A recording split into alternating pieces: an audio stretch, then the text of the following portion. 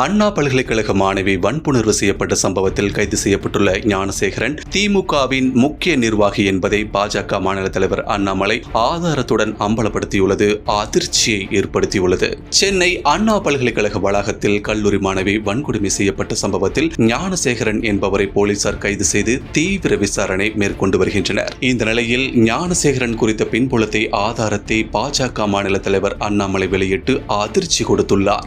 இது தொடர்பாக எக்ஸ் பக்கத்தில் பதிவிட்டுள்ள அவர், மாணவி வன்கொடுமை வழக்கில் கைதாகியுள்ள ஞானசேகரன் திமுகவின் சைதாப்பேட்டை கிழக்கு பகுதி மாணவர் அணி துணை அமைப்பாளர் என்றும் இவர் மீது ஏற்கனவே 15க்கும் மேற்பட்ட குற்ற வழக்குகள் உள்ளதாக தெரிவித்துள்ளார். மேலும் இத்தனை நாட்களாக எந்த நடவடிக்கையும் எடுக்காமல் இவனை விட்டு வைத்ததால் தான் இன்று ஒரு அப்பாவி மாணவிக்கு இந்த கொடூரம் நடைபெற்றிருப்பதாக தெரிவித்துள்ள அண்ணாமலை, இந்த சம்பவத்திற்கு முழுக்க திமுக அரசே பொறுப்பு என்று கூறியுள்ளார். ஆளுங்கட்சியினர் என்றால் குற்றவாளிகள் மீது நடவடிக்கை எடுக்கக்கூடாது என்று தமிழகத்தில் சட்டம் உள்ளதா என வினவியுள்ள அவர் கடைசியாக ஷேம் ஆன் யூ ஸ்டாலின் என்ற ஹேஷ்டேக்கையும் பதிவிட்டுள்ளார்.